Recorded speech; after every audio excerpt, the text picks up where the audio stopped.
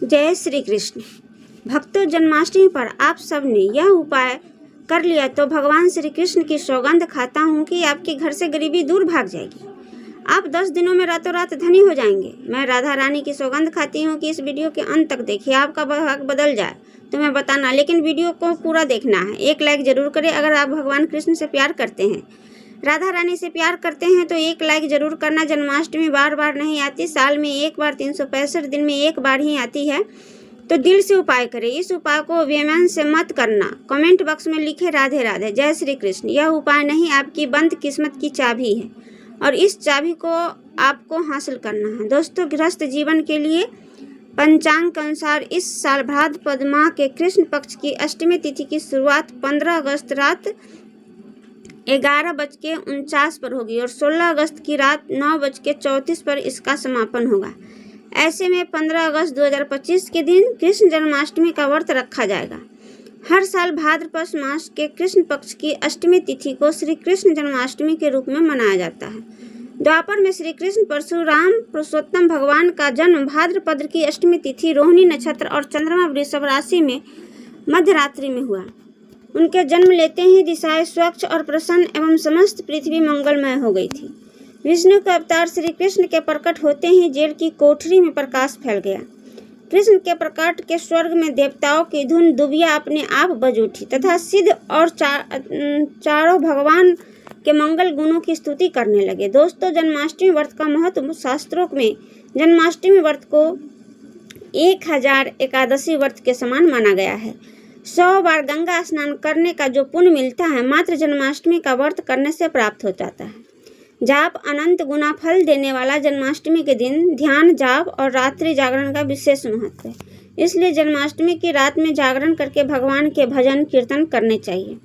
ये भविष्य पुराण में इस व्रत के संदर्भ में उल्लेख है कि जिस घर में यह देव का व्रत किया जाता है वहाँ अकाल मृत्यु, गर्भपात, किसी भी माँ के बच्चे गर्भ में नहीं मरते, गर्भ ठहरता है, विवाद, दुर्भाग्य तथा कलह नहीं होती है।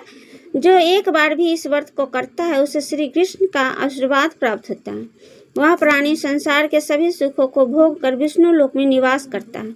जन्माष्टमी पूजन विधि को शुरू करते हैं। भगवान श्री कृष्ण की पूजा सभी संकटों से मिलकर सुख, समृद्धि और सौभाग्य प्रदान देने वाली मानी गई है। जन्माष्टमी के दिन प्रातः जल्दी उठकर स्नान आदि से निर्वित होकर स्वच्छ वस्त्र धारण करें। इसके बाद पूर्व या उत्तर की ओर मुंह करके व्रत का संकल्प ले। अगर नॉर्थ ईस्ट में भगवान कृष्ण को लगाया जाए तो आप अपने जीवन में धर्म युद्ध में खड़े हैं, कर्म क्षेत्र में खड़े हैं, तो वहाँ आपकी जीत सुनिश्चित है और आपकी जितनी भी परेशानियां हैं उन्हें कान्हा दूर कर देते हैं। माता देवकी और भगवान की श्री कृष्ण की मूर्तियां या चित्र पालने में स्थापित करें। पूजन में देवकी, वासुदेव, बलदेव, नंद, यशोदा आदि देवताओं का नाम जपे। रात्रि में 12 बजे के बाद श्री कृष्ण का जन्म उत्सव मनाएं।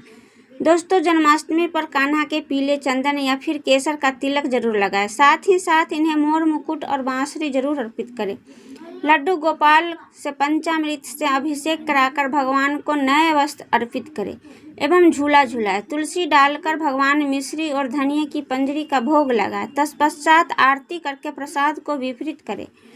दोस्तों, हर साल जन्माष्टमी की तिथि को लेकर कन्फ्यूजन रहता है। आइए जानते हैं साल 2025 में जन्माष्टमी कब है, पूजा का शुभ मुहूर्त, पूजा विधि, महत्व और दिन। देखिए, अष्टमी तिथि कब से कब तक रहेगी। जन्माष्टमी तिथि शुभ मुहूर्त नोट करें।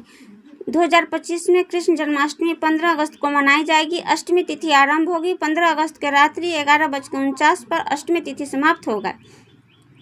16 अगस्त रात्रि 9:34 पर दोस्तों रोहिणी नक्षत्र प्रारंभ होगा। 17 अगस्त प्रातः काल 4:38 पर रोहिणी नक्षत्र समाप्त होती है। 18 अगस्त प्रातः काल 3:17 पर निश्चित काल पूजा का समय होगा। 15 अगस्त रात्रि 12:04 से रात्रि 12:47 तक पारण का समय होगा। 15 अगस्त रात्रि 12:47 के बाद दोस्तों चलिए जन्माष्टमी पर श्री कृष्ण की जन्म कथा। दोस्तों, जन्माष्टमी की यह कथा चुपके से भी सुनने के समस्त तकलीफें, बीमारियां सब समाप्त हो जाती है। पितृ दोष, मंगल दोष, काल सर्प दोष, शनि दोष तुरंत ठीक हो जाते हैं। आइए सुनते हैं जन्माष्टमी की कथा।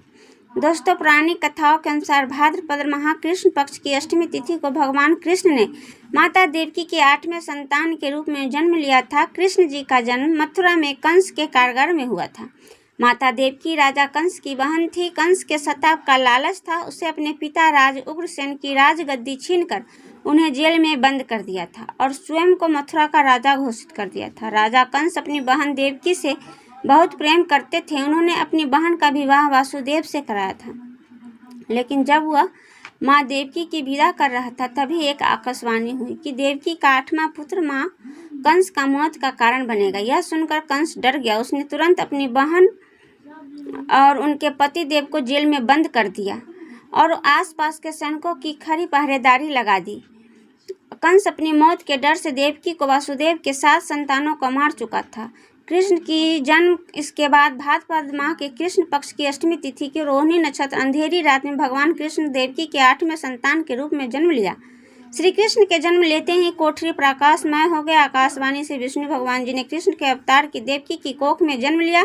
उन्हें गोकुल में बाबा नंद के पास छोड़ा और उनके एक घर कन्या जन्मी थी, उसे मथुरा लाकर कंस सौंप दिया। कान्हा चले गए गोकुल धाम। आकाशवाणी सुनते ही वासुदेव के हाथों की हथकड़ी खुल गई। सभी पहरेदार सोने लग गए। खाना को एक टोकरी में डाल गोपाल को रखकर सिर पर रख लिया और गोकुल की ओर चल पड़े। कान्हा को गोकुल धाम में ले जाने में वासुदेव की कई मुसीबतों का सामना करना पड़ा।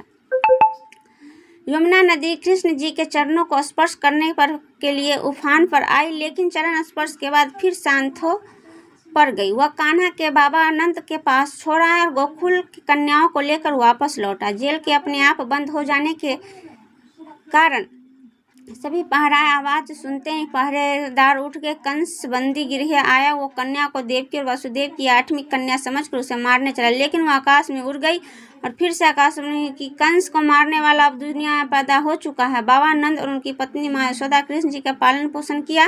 राजा कंस ने कृष्ण जी का पता लगाकर उन्हें मारने की खूब कोशिश की, लेकिन कंस की सारी कोशिशें विफल रही। कृष्ण की कोई मार नहीं सकता था।